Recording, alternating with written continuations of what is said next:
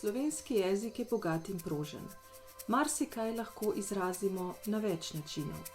Nekaterih smo vajeni in jih uporabljamo vsak dan, nekateri pa so taki, da ponazarjajo značilne zagate.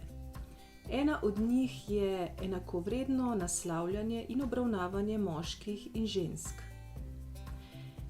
Ker se je v jezikovni rabi postavljalo veliko vprašanj v zvezi s tem, je pred 2-3 leti k temu pristopilo tudi Ministrstvo za delo, družino, socialne zadeve in enake možnosti ter skupaj s strokovnjaki, tudi jezikoslovci, izdalo posebne smernice, ki se imenujejo Smernice za spolno občutljivo rabo jezika.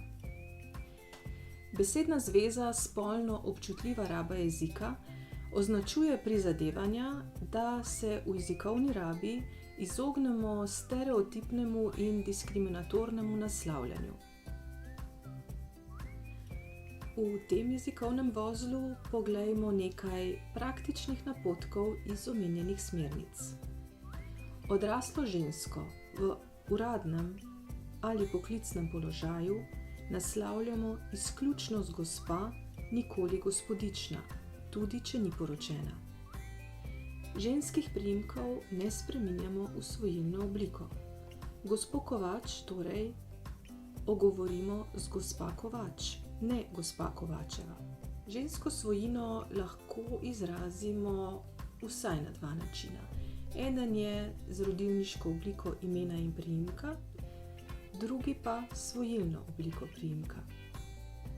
Kadar v obrazcih ali drugih dokumentih želimo navesti žensko in moško obliko glagola, takrat zato ne uporabljamo oklepajev, v katere dodamo žensko končnico, ampak raje poševnico. Oklepaj se ne priporoča, ker obliko v njem postavlja v podrejeni položaj. V slovenščini je kar nekaj samostalniških oblik, ki spolno nezaznamovano označujejo osebe ženskega in moškega spola. Pa jih naštejmo nekaj.